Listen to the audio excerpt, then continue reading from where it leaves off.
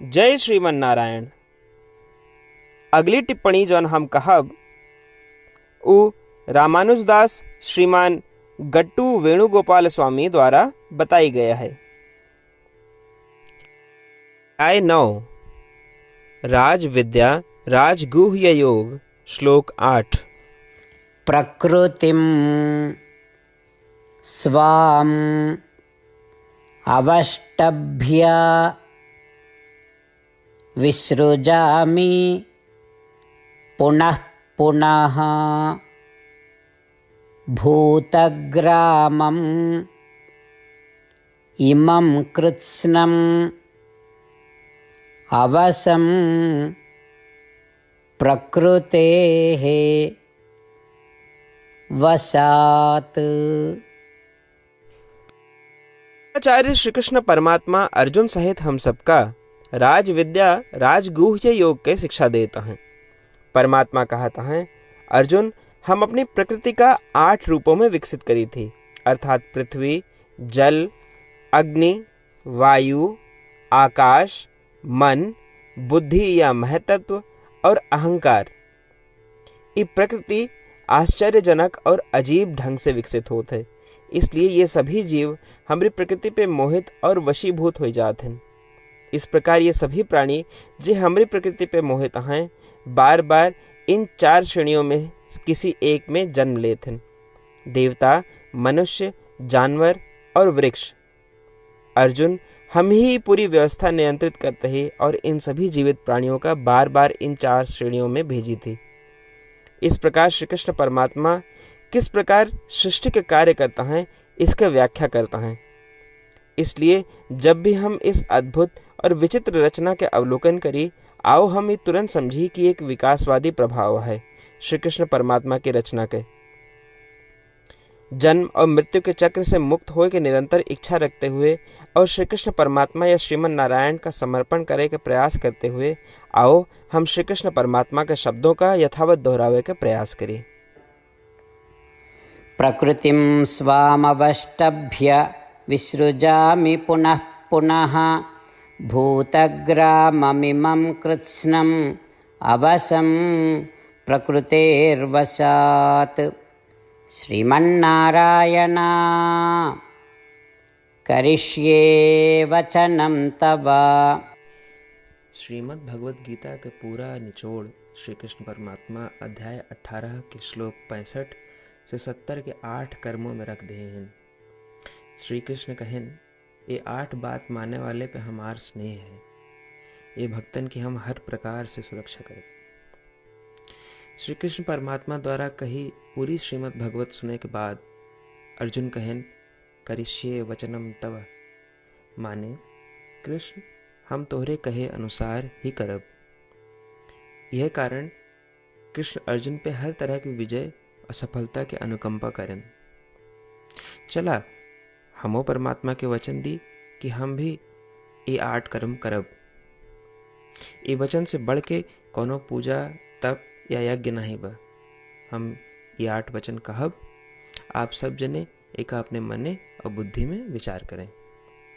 इस प्रकार श्री कृष्ण के निज वचन देत समय परमानंद से प्रकाशित श्री कृष्ण के मुखमंडल के अनुभूति भी करें। जय श्रीमन नारायण। हमारे 8 वचन ई हैं। हमार प्रथम वचन, हे श्रीमन नारायण, आपके निर्देशानुसार हम आपके ध्यान और चिंतन करब। हमारा दूसर वचन, हे श्रीमन नारायण, आपके समझाए अनुसार हम सदा आपके भक्त रहब। हमारा तीसर वचन, हम अपन सारा कर्म आपके संतोष और सेवा के लिए ही करब। हमारा चौथा वचन, जैसा आप कहें, हमका पूरा विश्वास है कि हम आपके हैं और हम सदा आपका करबद्ध नमस्कार व पूजन करब। हमारा 5वां वचन, हे श्रीमन नारायण, अध्याय 18 श्लोक 66 में आपके कथन मामेकं शरणं व्रज अनुसार केवल आपकी शरणागत की बात कही बा। श्रीमन नारायण, हम केवल आप एक शरण में आए हैं। हमारा छठा वचन, हे श्रीमन नारायण, अध्याय 18 श्लोक 66 में आपे कहे माँ शुचः, मैं आपके शोक न करे के उपदेशानुसार हम शोक न करब। हमार 7वां वचन, हे श्रीमन नारायण, आपने हमरे खातिर श्रीमद् भगवद गीता दे के हम पे बड़ी कृपा की है।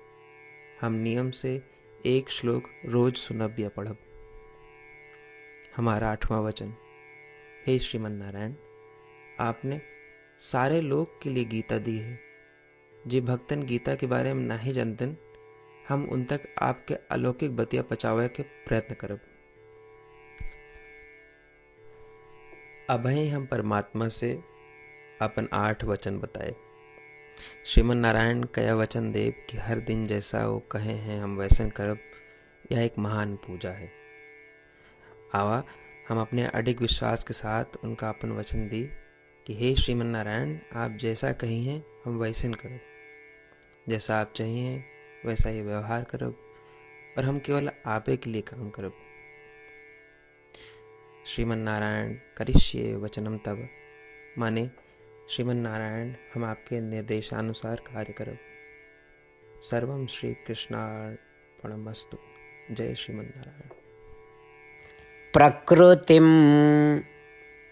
स्वाम् अवष्टभ्य विसृजामि पुनः पुनः भूतग्रामम् इमं कृत्स्नम् अवसं प्रकृतेः वशात्। प्रकृतिं स्वामवष्टभ्य विसृजामि पुनः पुनः भूतग्राममिमं कृत्स्नम् अवसं प्रकृतेर्वशात्। श्रीमन्नारायण